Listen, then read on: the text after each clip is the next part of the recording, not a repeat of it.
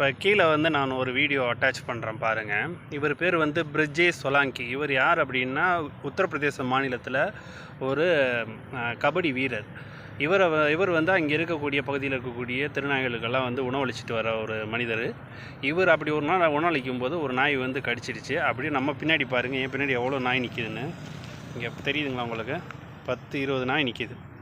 So இந்த மாதிரி திருநாய்களுக்கு அவர் உணவளிச்சிட்டே வராரு. அப்படி வரும்போது ஒரு நாள் வந்து ஒரு நாய் கடிச்சிருது. அந்த நாய் கடித்ததில் வந்து அவருக்கு ரேபீஸ் வந்துடுது.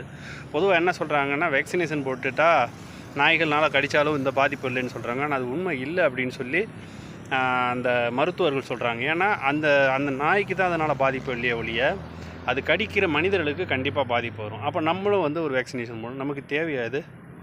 இதுதான் இப்போ நம்ம கேட்கக்கூடிய கேள்வி. நீங்கள் நாய் வளங்க, பேய் வளங்க, எதையாவது வளங்க, அதை உங்கள் வீட்டோடு வச்சுக்கோங்க, வெளியே விடாதீங்க. உங்களுடைய இறக்கத்துக்காக நாங்கள் வந்து விலை கொடுக்க முடியாது. நாங்கள் ஏன் காசை கொடுக்கணும்? இப்போ நான் இன்னொரு வீடியோ அட்டாச் பண்ணுறேன். அதில் பாருங்கள், அந்த நாய் வந்து தெருவில் அந்த ரோட்டில் வந்து திரும்புகிற இடம், மெயின் ரோடு, அது மெயின் ரோட்லேருந்து இப்போ குடியிருக்கிற பகுதிக்கு திரும்புகிற ஒரு இடம். அந்த இடத்துல வந்து இந்த நாய் நடு ரோட்டில் படுத்து கிடக்குது. இப்போ படுத்துட்டு இருக்க நாய் திட்டுப்புன்னு அதுக்கு மூடு சைட்லன்னு டக்குன்னு எழுந்திரிச்சு ஓடும். அப்போ அந்த பக்கமாக வாகனத்தில் யாராவது ஒரு தகப்பனும் பிள்ளையும் அந்த மாதிரி யாராச்சும் வாகனத்தில் வேகமாக திரும்புவாங்க. அந்த இடத்துல என்ன இருக்குதுன்னு தெரியாது. பிளைண்ட் ஜோன்னு சொல்லுவாங்க. அந்த மாதிரி திரும்புகிற இடத்துல ஒன்றும் தெரியாது. அப்போ அந்த நாய் குறுக்க ஓடிச்சுன்னா என்ன பண்ண முடியும்? நிதானம் இல்லாமல் கீழே விழுந்து அடிபட்டு கால் எலும்பு உடையும், இல்லை உயிரே கூட போகும். இதுதான் நம்ம வந்து எச்சரிச்சுக்கிட்டே இருக்கிறது. நாய்களை வந்து தெருவில் விடவே கூடாது. இப்போ மேற்கத்திய நாடுகளெல்லாம் பார்த்திங்கன்னா, நம்ம வந்து அமெரிக்கா பார், லண்டனை பார், ஜப்பானை பாருன்னு சொல்கிறோம்.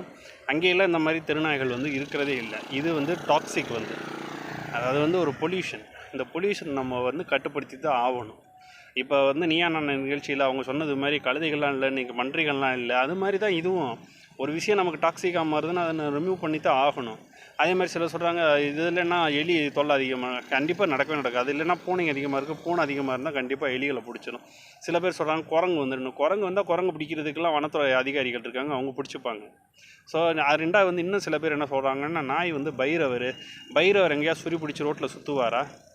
சொல்லுங்களேன். பைரவர் எங்கேயா ரோட்டில் அடிபடுவாரா?